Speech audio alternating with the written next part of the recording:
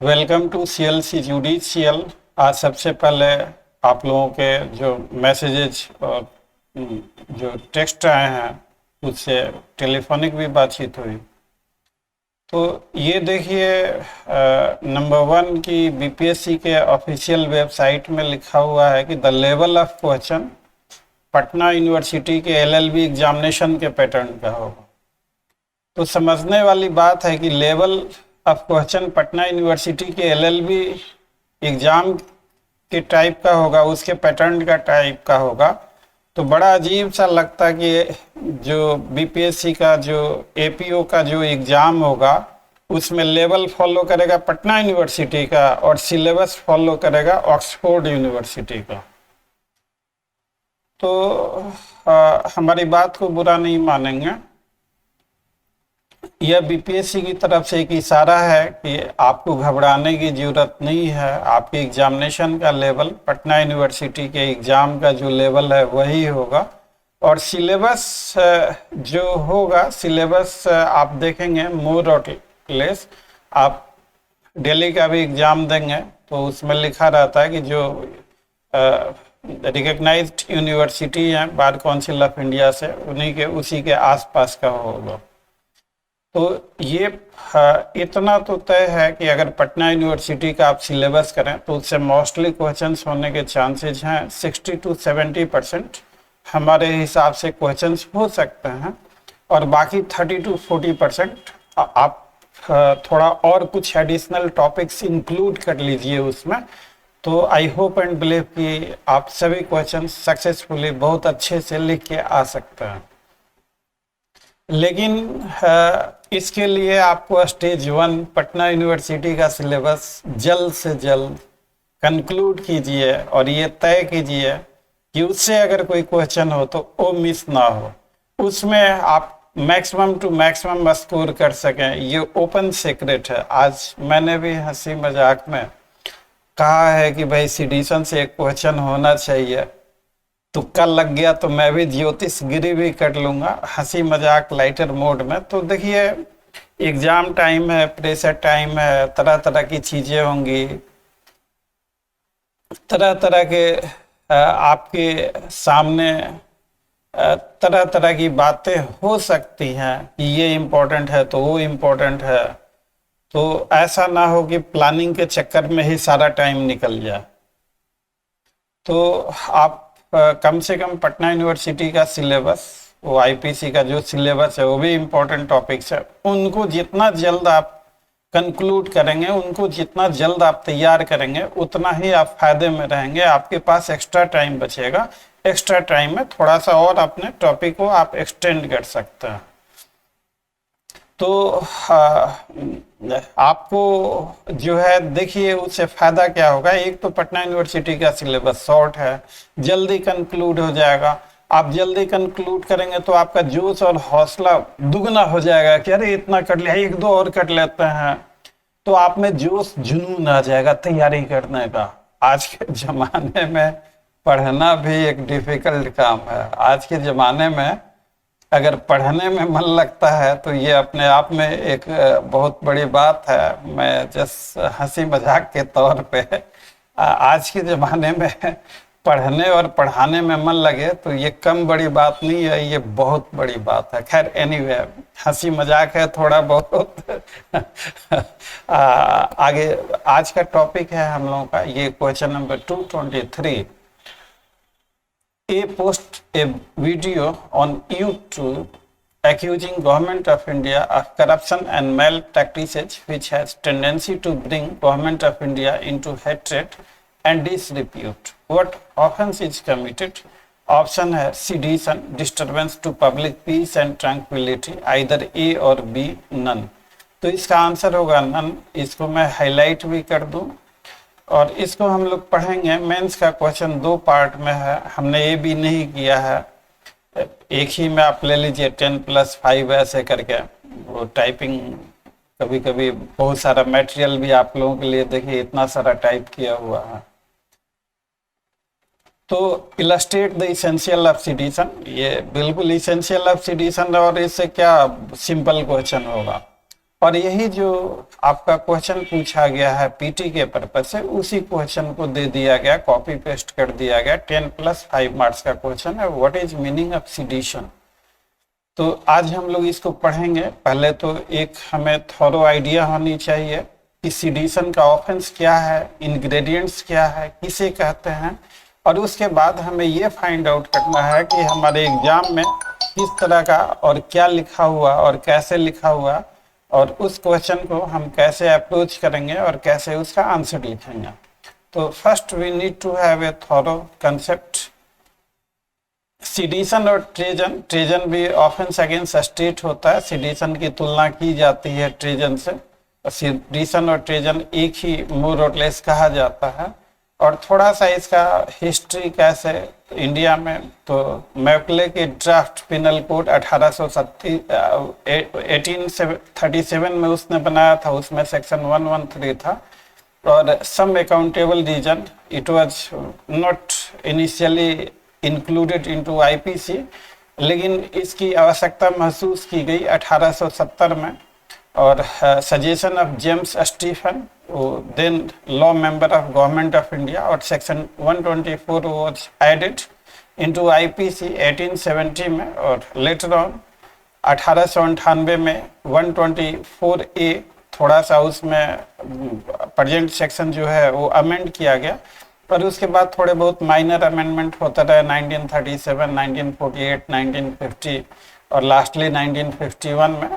और इसमें ये अंग्रेजों के हाथ में एक हथियार था, जो फ्रीडम फाइटर्स हमारे थे उनको प्रोसिक्यूट और पनिश करने के लिए इस ऑफेंस के अंतर्गत बाल गंगाधर तिलक, गांधी जी और मैनी अदर फ्रीडम फाइटर्स पे मुकदमा चला। उन्होंने कुछ आर्टिकल भी लिखे थे, और जैसे ये puzzle and its solution, tampering with loyalty, seeking the mains, Gandhi जी।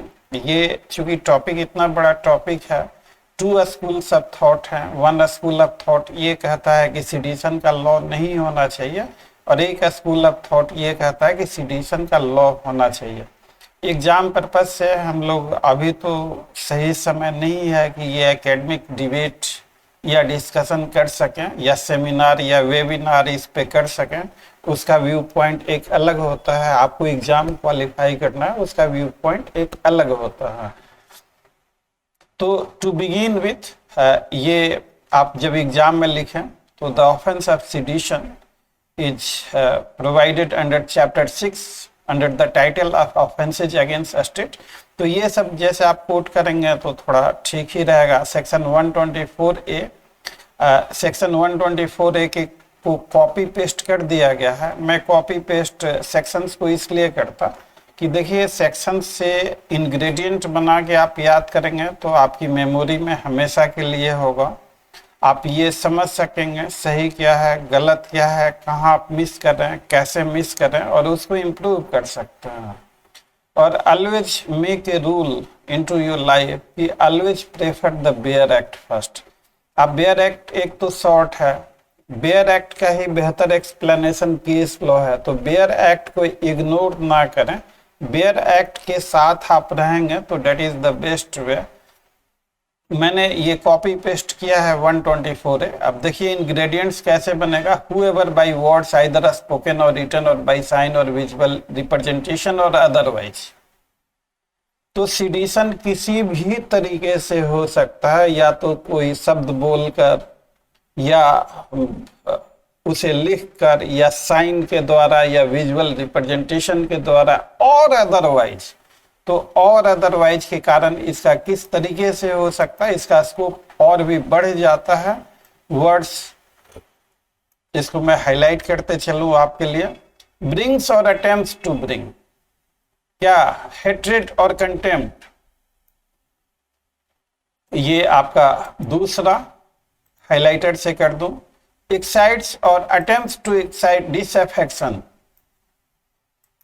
किसके खिलाफ? Towards the government establish by law in India shall be punished imprisonment for life which में fine may be added with imprisonment may extend to 3 years to which fine may be added.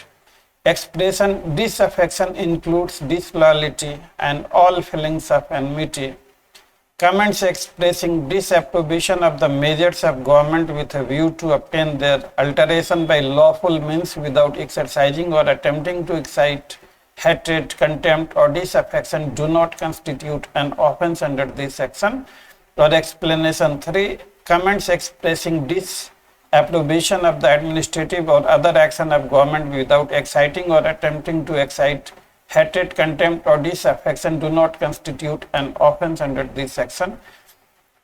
Ingredient आपके लिए लिख दिया है, देखिए, bringing और attempting to bring into hatred और contempt यहां लिख दें। यहां पे कंटेम्प्ट मेरे से छूट गया है,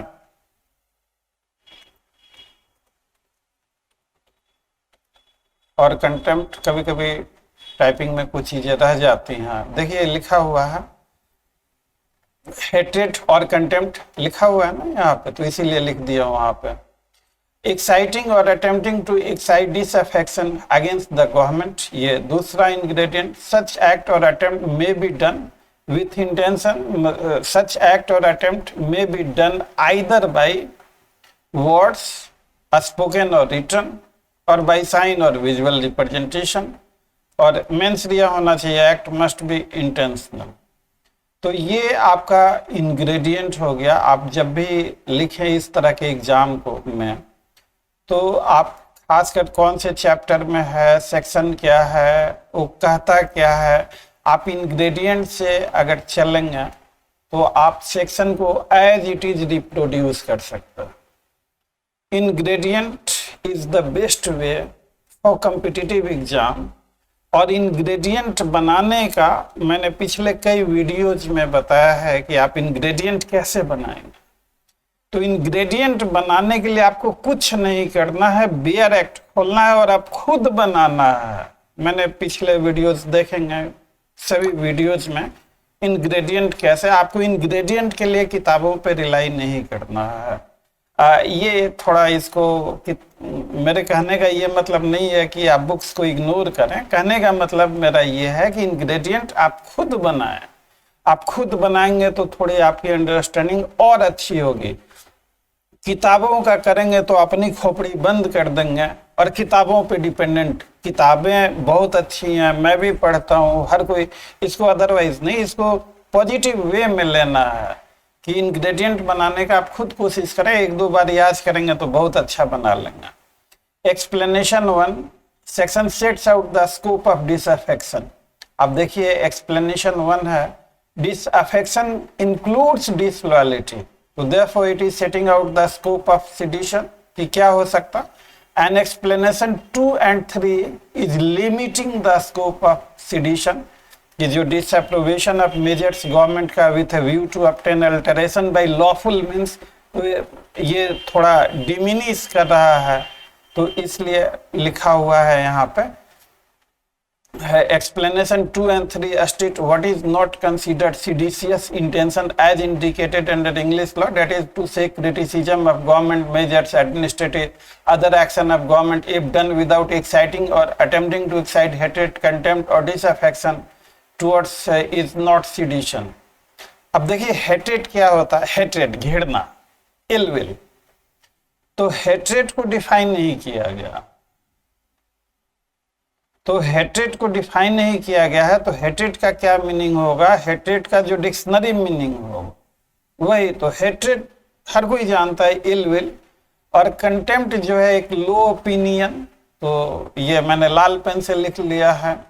और ये दोनों ही स्टेट ऑफ माइंड है, मैं आपसे घृणा करता हूँ, मेरा स्टेट ऑफ माइंड है। कंटेम्प्ट मैं आपको कुछ नहीं समझता, कोई किसी तरह से रिकग्नाइज नहीं करता, तो ये दोनों जो है स्टेट ऑफ माइंड है। और आप देखेंगे जो बेयर एक्ट में केवल सेडिशन वर्ड का यूज किया गया है, ये बेयर एक्ट हमने लिखा है, सेडिशन जो उसका मार्जिनल नोट हेडिंग में यूज किया गया है, बाकी इन सारे में कहीं सेडिशन वर्ड का इस्तेमाल नहीं किया गया है। और ये एक्सप्लेनेशन 1 जो है does not define the word disaffection, but simply states that disaffection includes disloyalty. तो disaffection, what is opposite to affection? आप ऐसा भी कह सकते हैं contrary to affection, affection or disaffection. तो disaffection is contrary to affection, but simply states that disaffection includes disloyalty. और important word, और ये जो है कुछ केस लॉ की बात करेंगे हम लोग। और ये डिसअफेक्शन हो गया आपका, हेट्रेड कंटेम्प्ट हो गया, तीन वर्ड हैं, हेट्रेड कंटेम्प्ट और डिसअफेक्शन, ये तीनों की वर्ड हैं। इन तीनों शब्दों का आपको जिक्र जरूर करना, हेट्रेड, कंटेम्प्ट और डिसअफेक्शन। और उसके बाद केस लॉ का जिक्र करना है आपको। Tara Singh versus state of Punjab का ये पहला केस आया, जिसमें सेक्शन 124A को it was declare to be unconstitutional. क्यों? कि it was contrary to the freedom of speech and expression granted under article 19(1)A। इस केस में जज का नाम था वॉटसन, और उन्होंने कहा कि India is now a sovereign democratic state, government may go and cause to go without the foundation of state being impaired, a law of sedition though necessary during the period of foreign rule has become inappropriate by the very nature of change which has come about। तो इसमें तारा सिंह का case आप याद रखिएगा जरूर, sequence में आपका proper sequence होना चाहिए। और इसका लॉजिक भी हमने कहीं लिखा है। देखिए, सेडिशन के दो व्यू हैं सेडिशन के लॉ के। वन स्कूल ऑफ थॉट कहता है कि सेडिशन का लॉ होना चाहिए, अनदर स्कूल ऑफ थॉट कहता है कि नहीं होना चाहिए, फ्रीडम होना चाहिए। हालांकि ये मेरा वीडियो कोई एकेडमिक डिबेट के लिए नहीं बन रहा है, ना कोई वेबिनार के लिए बन रहा है, ये जस्ट आपको एक बेहतर अंडरस्टैंडिंग देने के लिए ही मैं बना रहा हूँ। आप खुद सोचिए कि अगर हमें freedom of speech and expression है तो क्या एब्सोल्यूट है, या उस पे 19(1)A में जो freedom of speech and expression है 19(2) के अंतर्गत उस पर रीजनेबल रिस्ट्रिक्शन हो सकता है या नहीं हो सकता। आप खुद सोचिए कि मैं बोलूं कि गवर्नमेंट निकम्मी है, जहां भी ये पार्लियामेंटेरियन या MLA मिले मारो काटो इनको, मैं एक पॉपुलर फिगर हूं, और लोग पार्लियामेंटेरियन को MLA पे अटैक करने लगे हमारे ये बोलने से, तो क्या ये सेडिशन होगा, नहीं होगा, इस तरीके से। तो देखिए, अगर कोई भी आदमी अपनी बातों से लॉ एंड ऑर्डर को डिस्टर्ब करता, पब्लिक ट्रैंक्विलिटी को डिस्टर्ब करता, तो क्या हम हेल्पलेस हैं?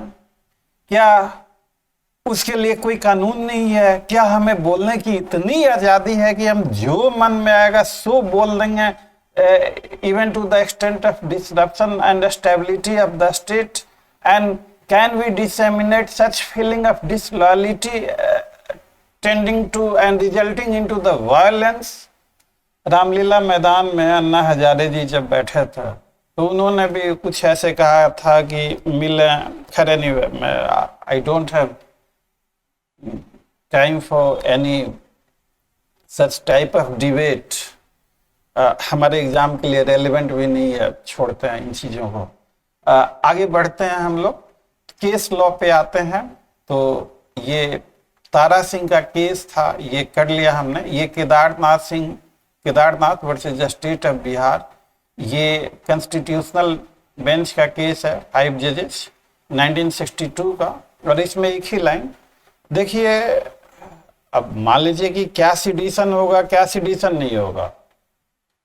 इफ यू से समथिंग अगेंस्ट गवर्नमेंट, अगर गवर्नमेंट के खिलाफ या भारत के खिलाफ अगर आप कुछ बोलते हैं, तो अगर आपने कुछ भी खिलाफ बोला तो सबका सब सेडिशन हो जाएगा, या आपका ऐसा स्टेटमेंट जिससे वायलेंस की आशंका, इंसाइटमेंट ऑफ वायलेंस, तो वायलेंस की आपका कोई ऐसा statement, speech which is capable to result into mass level violence, disruption of law and order, तो वो सिडिशन होगा which is capable to incite violence. आप merely you are criticizing government, merely you are against the government policy, तो क्या everything that would be sedition? ये तो पुराने जमाने में राजा के खिलाफ बोल दिए तो फांसी पे चढ़ा दी। डेमोक्रेसी में अगर आपने गवर्नमेंट को क्रिटिसाइज कर दिया तो फिर तो आप कुछ बोल ही नहीं सकता। ये चूंकि इसलिए इम्पोर्टेंट है कि ये एक डिबेट का मैटर रहा है और आजकल देखेंगे कि हर लोग दो खेमे में, गवर्नमेंट के फेवर में, गवर्नमेंट के खिलाफ, और मजाक मजाक में अगर गवर्नमेंट के फेवर की बातें सुननी है तो सुधीर चौधरी और गवर्नमेंट के खिलाफ जाना है तो रवीश कुमार। हालांकि दोनों ही अच्छे जर्नलिस्ट हैं, मेरा इन चीज़ों से कोई लेना देना नहीं है, जस्ट मजाक में मैं बोल रहा हूँ। तो इस केस में supreme court justice BP Sinha ने कि any law which is enacted in the interest of public order may be saved from the vice of constitutional invalidity. अगर सिडिशन का लॉ है कि preventing mass level violence, preventing incitement of violence and you are number one bringing into hatred और contempt or bringing disloyalty or disaffection against the government, and you such a speech or content resulting into also violence, so that would be sedition. The provision of section read as a whole along with make it reasonably clear that section aim at rendering penal only such activities as would be intended or have tendency to create disorder or disturbance of public peace by resort to violence. तो देखिए sedition में अगर सच पूछिए तो एक ही case आपके लिए बहुत अच्छा है। सिडिशन से कोई क्वेश्चन है और जब तक आप इंसाइटमेंट ऑफ पब्लिक वायलेंस नहीं लिखेंगे तो आप चाहे जो मर्जी लिख के चले आए, मेरे ऐसा एग्जामिनर होगा तो आपको नंबर नहीं देगा। आपको जो सोचना है आप सोचिए, लेकिन ये this is soul and heart, this is the entire philosophy of the law of sedition. ये आपका वो speech which has tendency to incite violence, तभी जाके वो सिडिशन होगा, अदरवाइज नॉट। ये देखिए, ये बात जरूर है कि जब भी गवर्नमेंट ने सिडिशन लॉ का, हमेशा कांग्रेस की गवर्नमेंट थी उस जमाने में भी हुआ, अब भी हो रहा। अब देखिए इंडिया पाकिस्तान का मैच हो रहा, किसी ने इंडिया की बुराई कर दी तो देशद्रोह, राजद्रोह। वो साउथ इंडिया का भी पहले कुछ न्यूज़ था, किसी लड़की ने स्टेज पे कुछ बोल दिया पाकिस्तान वैसे करके, तो सिडिशन का मुकदमा, टुकड़े टुकड़े करके, और इस तरह की भी बातें चली।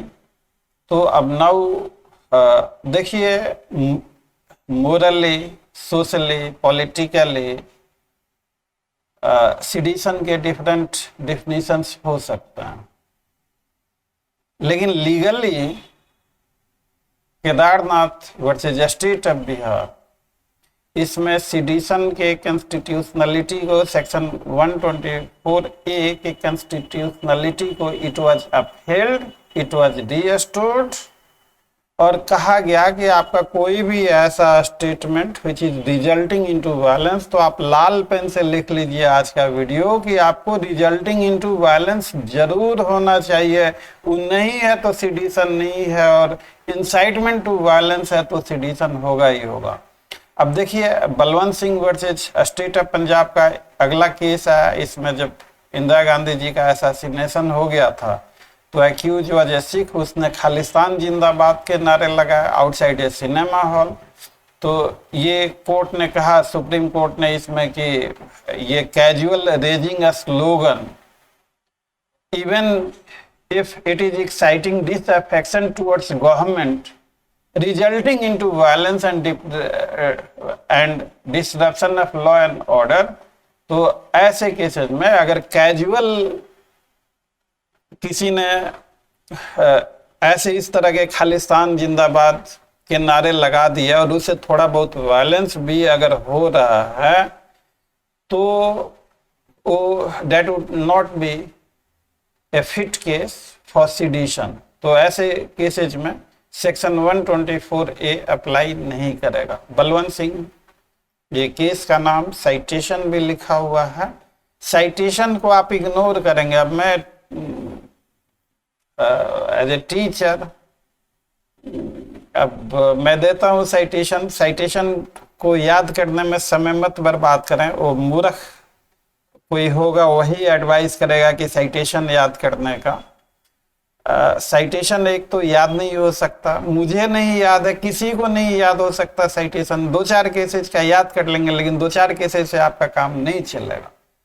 तो साइटेशन की बजाय आप केस के इंग्रेडिएंट को, केस के फैक्ट्स को, लीगल प्रोपोजिशंस को, इन पे ज्यादा फोकस करें। साइटेशंस कोई नहीं लिख पाएगा। उसके बाद बात केस है रघुवीर Singh versus state of Bihar का। इट हैज बीन हेल्ड और establishing the charge of sedition, it is not necessary that accused must be the author of seditious material। मान लीजिए कि मैंने कोई seditious material मिल लिया और आप बांट रहे हैं, तो खाली लिखने वाला दोषी होगा कि बांटने वाला भी दोषी होगा? अदरवाइज वर्ड जो बियर एक्ट में लिखा हुआ है, ये मैं आपको दिखाता हूं, इसका क्या मीनिंग होगा? Whoever by words either spoken or written or by sign or visual representation or otherwise। तो मैंने कोई सीडीसीएस मटेरियल लिखा, आप उसे कैरी करके बांट रहे हैं, तो you are also responsible for 124A। तो ये बात रघुवीर सिंह के केस में कही गई थी। केसेस तो इस पे बहुत सारे हैं, लेकिन जो लीडिंग केस है पहला कि तारा सिंह वाले केस में इसे अनकॉन्स्टिट्यूशनल माना गया। कहानी फिट केदारनाथ केस में कॉन्स्टिट्यूशनल माना गया। फुल बेंच कॉन्स्टिट्यूशनल बेंच की जजमेंट है, 5 जजेज की बेंच है, जस्टिस बीपी सिन्हा थे इसमें। जजेज के नाम अगर आप याद कर सके, साइटेशन से बेहतर है जजेज के नाम अगर इफ पॉसिबल याद कर सकें तो जरूर कर लीजिए। फिर बलवंत सिंह का केस आया, फिर रघुवीर सिंह का केस आया। 4 केसेज हमने आपको रेफर किए हैं, 4 केसेज आप कर दें तो अच्छे नंबर आ जाने चाहिए आपको। अब आते हैं कि आज का क्वेश्चन जो है वो कैसे लिखेंगे। तो आज का क्वेश्चन है, ये वीडियो को आप पॉज करके ये जो मटेरियल है इसको आप नोट डाउन कर सकते हैं, ये आपके लिए हेल्पफुल हो सकता है। मैं स्लोली इसको स्क्रॉल कर रहा हूँ, ये आप इसको इसी तरीके से नोट डाउन कर लेंगे। कब आ जाता है कि आज के क्वेश्चन के बारे में कि आपको मेंस में कैसे और क्या लिखना है, कितना लिखना है। अब ये देखिए 10 मार्क्स का क्वेश्चन है, illustrate the essentials of sedition. तो यहाँ पे अगर आप सेडिशन का कॉन्स्टिट्यूशनल जो इवोल्यूशन का हिस्ट्री है 1837 और मैकाले और ये सारी चीजें आप लिखेंगे, तो ये लिखना गलत नहीं है, लेकिन आप खुद ही बताइए इज दिस रेलिवेंट एक 10 नंबर के क्वेश्चन के लिए? आपका आंसर गलत नहीं है लेकिन इरेलीवेंट। और इसी इरेलीवेंसी को समझने के लिए मैं बार बार आपसे अपील करता हूं कि क्वेश्चन को कम से कम 2-3 बार जरूर पढ़ें। क्वेश्चन को आप 2-3 बार पढ़ेंगे तो आप to the context proper answer, relevant answer लिख पाएंगे। तो आपको इसेंशियल पूछा जा रहा है तो कब हुआ कब नहीं हुआ इन सारे चीजों को आप इग्नोर कर सकते हैं। इंट्रो के तौर पे आप इसको ऐसा कर सकते हैं सेडिशन को लिखते वक्त कि chapter 6 under title of offences against state section 124A ये कह सकते हैं। And following are the ingredients of the sedition. और ये देखिए मैं इंग्रेडिएंट यहां पे बना रहा हूं आपके सामने। Sedition can be caused by क्या क्या वर्ड। तो वर्ड जैसे ही है या तो स्पोकन या रिटन, वर्ड आइदर स्पोकन और रिटन पहला। साइन विजुअल रिप्रेजेंटेशन, तो W से word, SSR sign, word word के साथ ही है स्पोकन और रिटन। WS sign WSVRO। तो इस तरह का कोड कुछ आप याद करने के लिए बना भी सकते हैं, कोई जरूरी नहीं कि ऐसा आप इसे कोई दूसरा भी बना सकते हैं। तो W मतलब वर्ड किस तरीके का, आइदर स्पोकन और रिटन। S का मतलब साइन, VR का मतलब विजुअल रिप्रेजेंटेशन, O का मतलब अदरवाइज किसी भी तरीके से हो सकता, क्या कि ब्रिंग और attempt to bring into hatred और कंटेम्प्ट।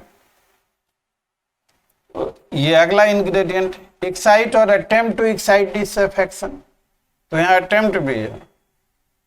किसके खिलाफ, towards the government establish by law in India. तो इस तरीके से आपका इंग्रेडिएंट बन जाएगा। ये इंग्रेडिएंट दिया हुआ है और इसमें 3 वर्ड हैं, हेट्रेड को एक्सप्लेन कर देना है, कंटेम्प्ट को एक्सप्लेन कर देना है और डिसअफेक्शन को एक्सप्लेन कर देना। ये 3 वर्ड का एक्सप्लेनेशन वीडियो के बीच में भी शायद हमने बोला था, और ये 3 वर्डों का एक्सप्लेनेशन करके आपको केस लॉ लिख देना। इतना करेंगे तो आपका एक अच्छा आंसर होगा, बेहतरीन आंसर होगा। इसी सीक्वेंस में आपको लिखना है। जो सेकेंड पार्ट ऑफ क्वेश्चन है, इसमें into the given question merely by posting a video on YouTube accusing government of India corruption and malpractices। तो देखिए करप्शन एंड मेल प्रैक्टिसेस, तो अगर ट्रूथ है तो merely by accusing government of India if it is not resulting into violence। तो कौन सा case, Kedarnath Singh का केस। लिखिए कि क्वेश्चन में whether it is resulting into which has tendency to bring government of India into hatred and disrepute। तो tendency to bring government of India into हेटेड and disrepute, ठीक है, लेकिन whether every act of bringing government of India into हेटेड and disrepute are sedition और only those act of bringing हेटेड and disrepute to government of India resulting into incitement of violence. तो चूंकि question में resulting into violence और incitement of violence और public order के बारे में कुछ भी नहीं दिया हुआ है, तो it is not possible to hold a guilty of, या it may not be proper to hold a guilty of sedition in the absence of violence. Kedarnath Singh का केस साइट कर दें। और इस गिवन आपको अगर सेडिशन के बारे में पूछा गया है सिंपली, तो ये 3-4 केस साइट करें। एप्लीकेशन बेस्ड क्वेश्चन है तो जो एप्लीकेशन से संबंधित केस लॉ है वो आप साइट करें। तो इस तरीके से दिस इज जस्ट, आप इस तरीके से कर सकते हैं। मैं बहुत कॉशियसली, हमारी पहली कोशिश होती है कि टाइम कम है, बच्चे लोगों के लिए छोटी से छोटी वीडियो बनाई जा सके, लेकिन वीडियो इतनी भी छोटी ना हो कि वो हमारे किसी काम की ना हो। कम से कम वीडियो ऐसा हो कि सेडिशन से अगर कोई क्वेश्चन है आपके एग्जाम में, तो आपका कोई भी क्वेश्चन मिस ना हो, चाहे आप दिल्ली जुडिशियल का एग्जाम दें या यूपीएससी दें या हायर जुडिशरी दें या बिहार एपीओ दें। हमारा बस एक छोटा सा प्रयास है और आपसे अनुरोध भी है कि हम सबों की जिम्मेवारी है। देखिए ये आईपीसी का सीरीज है, आने वाले दिनों में आईपीसी का सीरीज कंप्लीट हो जाएगा। ये यूट्यूब पे वीडियो हमेशा होगा और जो भी स्टूडेंट, जो भी बच्चे, जो भी फ्रेशर्स हैं, हमें उम्मीद और भरोसा है कि इन वीडियो से उनकी हेल्प होगी। तो ये एक सोशल वेलफेयर मेजर है कि हर किसी का कल्याण हो। तो I am also a man, मेरे से भी कुछ मिस्टेक एरर हो सकता है। तो अगर आपको कुछ लगता है कि कोई मिस्टेक या एरर है, आप जरूर बताएं। हमें अपने मिस्टेक को सुधारने में बहुत खुशी होती है। तो नेवर हेजिटेट। आप ये कभी नहीं सोचेंगे कि सर क्या सोचेंगे, आप जरूर ऑनेस्टली हमें पॉइंट आउट करें if at all I am wrong. हम आने वाले वीडियोज में आपके सहयोग से ही उन चीज़ों को दूर करना चाहते हैं। तो चलिए, अंत में अगर वीडियो अच्छी लगी हो तो वीडियो को लाइक और चैनल को जरूर सब्सक्राइब कीजिएगा। आपके सब्सक्राइब करने से हमारा जोश, जुनून और हौसला बढ़ता। आप देखिए, एक वीडियो बनाने में हम लोगों का पूरा समय चला जाता है। तो गुरु दक्षिणा में सब्सक्राइब कर दीजिएगा। और अगर आप बिहार एपीओ नहीं भी दे रहे हैं तो जो आपके फ्रेंड्स दे रहे हैं, बैचमेट, जूनियर, सीनियर, उनको ये वीडियो शेयर करेंगे ताकि उन्हें भी हेल्प हो सके। तो see you tomorrow with some other topic. Thanks for watching. Good night.